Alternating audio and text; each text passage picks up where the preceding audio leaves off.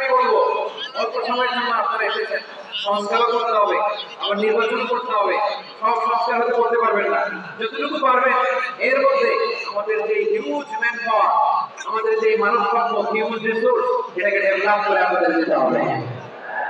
যেটা পারবেন না সেটাকে পরবর্তী নির্বাচিত গভর্নমেন্টের কাছে রেখে যেতে হবে, তারা যেন করে, তাদের কাছে আপনারা এটা রেখে। তাহলে মানুষ চাইলে বিশ্ব জয় করতে পারে, আর মানুষকে হারাতে পারে কেউ? জোরে বলে যশোর, মানুষকে হারাতে পারে কেউ? আল্লাহ আমাদেরকে জনসংখ্যা দিয়েছেন প্রিয় ভাইরা। এই জনসংখ্যা অনেক বড় সম্পদ, এটা আমাদের জন্য অভিশাপ নয়, আশীর্বাদ। আমাদের জনসংখ্যাকে যদি আমরা জনশক্তিতে রূপান্তর করতে পারি, আজকে বাংলাদেশ যে অবস্থানে দাঁড়িয়ে আছে, বাংলাদেশ তার 20 গুণ উন্নতির শিখরে চলে যাবে। চিন্তা করুন আমাদের শ্রমিক ভাইয়েরা বাইরে কাজ করে, আমাদের শ্রমজীবী ভাইয়েরা, প্রবাসীরা, তাদের ব্যাপারে গুরুত্ব দিতে হবে। আমাদের শ্রমের দাম সবচেয়ে কম, সবচেয়ে কম। তারা অ্যাম্বাসেডারে গুরুত্ব পায় না, এয়ারপোর্টে গুরুত্ব পায় না। এই সরকার অবশ্য তাদেরকে অনেক গুরুত্ব দিচ্ছে।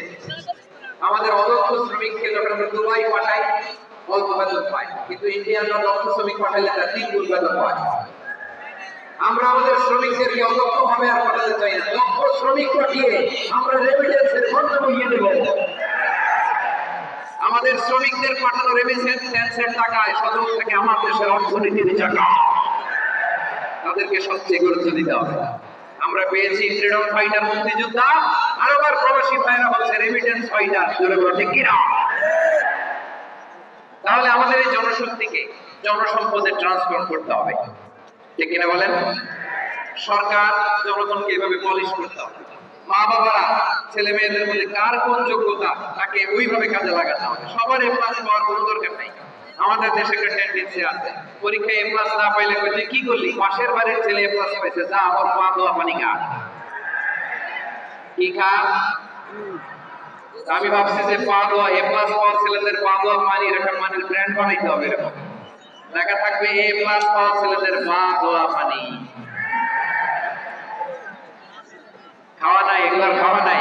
পরে আল্লাহ এ প্লাস পাওয়ার জন্য বানাইছে, আর আপনার ছেলেকে এই এ প্লাস গুলারে নিয়ন্ত্রণ করার জন্য আল্লাহ বানাইছে।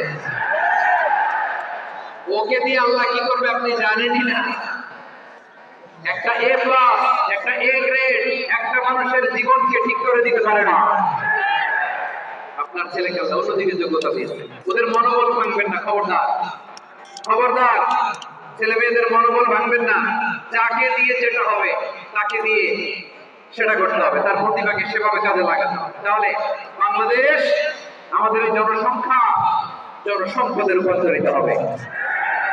আমাদের সরকারের তত্ত্বাবধানে আমাদের 18 কোটি জনগণ দক্ষ জনশক্তিতে রূপান্তরিত হোক, আমরা চাই কি চাই না?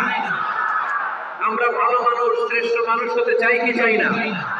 ওই জাপানিজদের মতো সব, ওই ইউরোপিয়ানদের মতো কালচার, আমাদেরকে আল্লাহ তাআলা কোরআন সুন্নাহ অনেক কিছু দিয়েছেন। যেহেতু বর্তমানে আমরা দেখছি তারা সব, তাদের মধ্যে ভ্যালু আছে, সেগুলো আমাদের মধ্যে আনার দরকার আছে না নাই? আর ইসলাম দিয়ে আমাদের জীবনকে সাজাতে হবে, ইসলাম দিয়ে আমার পরিবারকে সাজাতে হবে। ইসলাম থেকে, কোরআন থেকে প্রেসক্রিপশন না নিলে জীবন সুন্দর হবে না। কোরআন থেকে প্রেসক্রিপশন না নিলে সমাজ সুন্দর হবে না। কোরআনের প্রেসক্রিপশন না মানলে রাষ্ট্র সুন্দর হবে না। কোরআনের প্রেসক্রিপশন অ্যাপ্লাই না করলে শুধু দুর্নীতি দমন কমিশন দিয়ে দুর্নীতি বন্ধ করা যাবে না। এজন্য কোরআনের আইন আমরা চাই কি চাই না? প্রিয় ভাইরা, হিউম্যান রিসোর্স ডেভেলপমেন্ট, মানব সম্পদের উন্নয়ন, আমাদের সরকার যেন এদিকে নজর দেয়। আমরা যেন এই ব্যাপারে যত্নবান হই। যাকে আল্লাহ যে যোগ্যতা দিয়েছে, এই যোগ্যতা দিয়ে আমরা যেন ইসলামের জন্য, দেশের জন্য কাজ করি। আমরা যেন আমাদের স্কিল ডেভেলপ করি, আমাদের পটেনশিয়ালকে ডেভেলপ করি। মোরালিটি, ভ্যালুস নিয়ে শাইখ আব্দুল্লাহ আলোচনা করেছেন, এগুলো দিয়ে যেন আমরা আমাদেরকে সাজাই।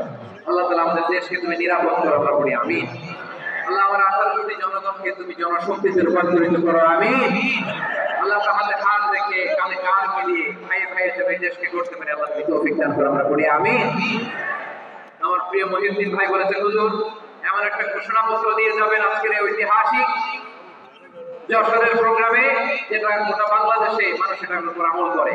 আমি যেই কথা বলেছি এটাই, আসুন আমরা আমাদের জনসংখ্যাকে জনসম্পদে ট্রান্সফার করি। আমাদের জনসংখ্যাকে আমরা যেন জনশক্তিতে রূপান্তরিত করি, জনসংখ্যাকে ট্রান্সফার করে জনশক্তি দিয়ে আমরা যেন আগামীর বাংলাদেশ, স্বাধীন বাংলাদেশ 2.0 কে গড়ে তুলি। আল্লাহ আমাদের সবাইকে কথাগুলো বোঝার আমল তৌফিক দান করুন। এই জেনজি ক্ষমা করে দিও আমাকে, অনেক ক্ষমা বেশি বকা দিছি। আল্লাহ তোমাদেরকে করুক, কবুল করুক, যশোরবাসীকে কবুল করুক, আর দিনকে কবুল করুক, এই মেডিকেল কলেজকে কবুল করুক, ইসলামের জন্য বাপ ভাঙা এই জোয়ার এবং উচ্ছ্বাসকে আল্লাহ তাআলা কবুল করুক।